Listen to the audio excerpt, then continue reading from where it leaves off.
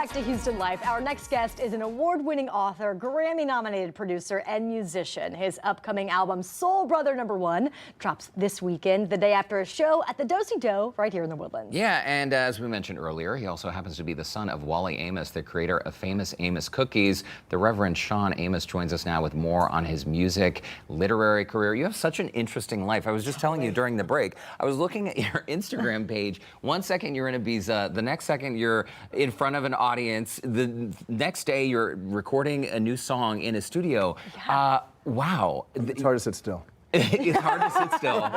It's a curse. It's a curse.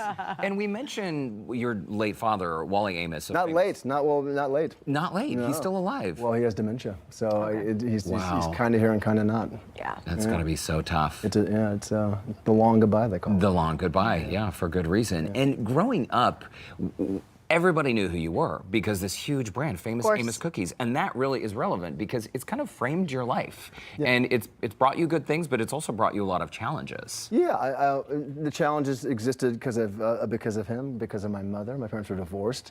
I had this odd life where I grew up with my mother, but I had this famous father, so people made a lot of presumptions about what my life was like, and some of those were true and some of those were wildly off base. And I know a lot of famous. Kids of famous people, and it gives and it takes. Yeah, you sort of you share. I wrote a book. My current book, Ellis Johnson Might Be Famous, is a bit about that. Sharing a parent with the world. It's a bit of a trick. I bet. Yeah. Now, did the book writing or the music come first? Oh, the music. The music. I feel like whenever we talk to a musician, the music is always in your bones, right? Yeah, totally. My mom was a nightclub singer. That's how my parents met. My father was an agent at the William Morris Agency. Really? He booked Simon and Garfunkel and the Animals and all the Motown acts. And he went one night to go scout a young singer at a nightclub, who was my mother, and didn't represent her, but ended up snatching her up. Okay. And so I grew up around it. I wrote the book because it was during COVID. And actually, if I roll back, I was going to write a memoir about some of the stuff we alluded to, sort of, the ugly side of growing up with someone famous and all the drama and the trauma. And it was this dark, moody thing, truly meant for adults. And I started writing it and realized I didn't have the strength to do it. And then flash forward, I got divorced, like my mom got divorced. I became estranged from my son, like I was estranged from my father.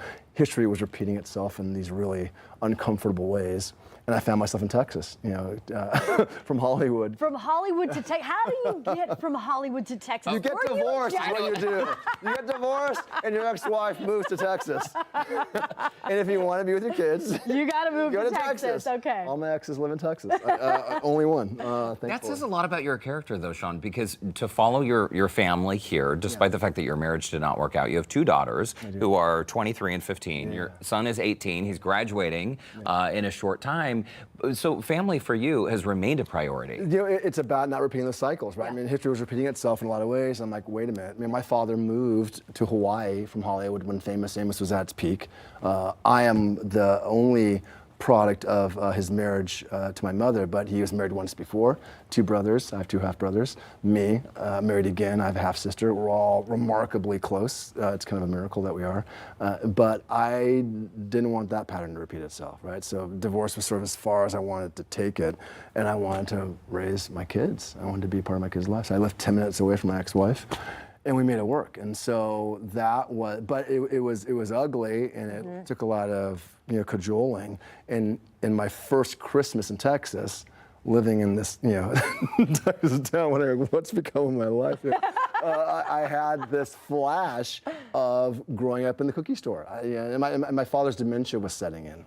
So I was sort of losing my father on one side, feeling like I was losing my son on the other side, stuck in the middle, and remembering this time of growing up in this cookie store, and in the midst of a fairly harrowing childhood in some respects, this childhood cookie store was really, I mean, no pun intended, it was a sweet spot of my life. And there's nothing but good memories around that little moment.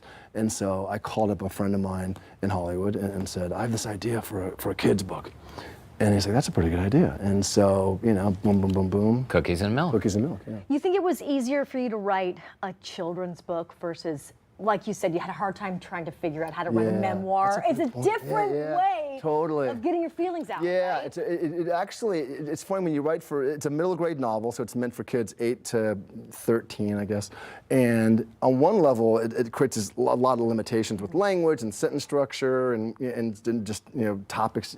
But on another level, it has this freedom to it where you can really, and to have it be semi-autobiographical, I can kind of pick and choose, where's me, where's not me.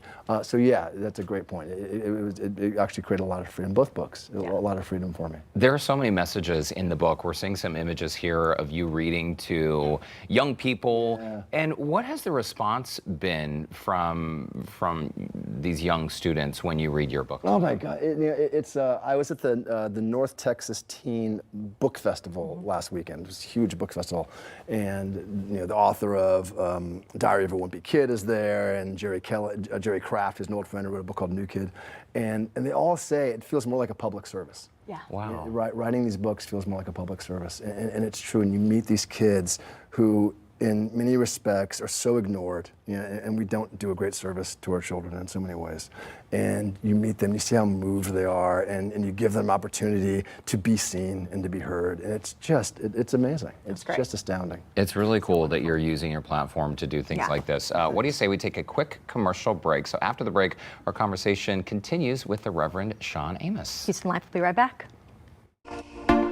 We are back with award-winning author and musician, the Reverend Shawn Amos. During the break, we were chatting about your first book, Cookies and Milk, and you sort of based the story about you being the only black student in your school. Yeah, in my world for a while. Yeah, there's sort of three big themes running through the book. The main character's named Ellis Johnson, named after my son Ellis. Okay. And he's got one issue, which is his parents' divorce and dealing with that, which was a shared issue between Ellis and myself, my son Ellis. The second is he's short and super self-conscious of being short, which was my son's issue until he finally shot up. I think the day the book got published, he finally grew up. He's almost as tall as me now. And then the third is he's the only black kid anywhere to be found, which was my life. I think my parents were products of the 60s, obviously. I mean, they grew up in the South. My father was from Tallahassee, Florida. My father's from Raleigh, North Carolina. They moved to New York as young, black individuals looking to make it in New York, and at a time when, civil rights was blown up. My father was the first black agent at the William Morris Agency, the famous talent agency, and they wouldn't promote him to the head of the department because they didn't think that the other agents would take orders from a black guy. Oh my gosh. So he quit and moved to LA, which is how I ended up in LA. So on and on and on and on. So when they came to Los Angeles, there was a sense of rightfully, pride and accomplishment that they could send their kid to a nice, wealthy, white private school, that they could live in a neighborhood that was better than the neighborhoods they could grow up in. But we were always the only black family. I was the only black kid. Every yearbook photo of mine until 9th grade is right there in the center. and there's an interesting. It's sort of a dichotomy, right? You think of LA as being, sort of the melting pot, but it's a pretty segregated town. Yeah. Oh, yeah. It was then, it is now to some degree. Yeah. And it took a lot of years to undo all that stuff for me, for sure.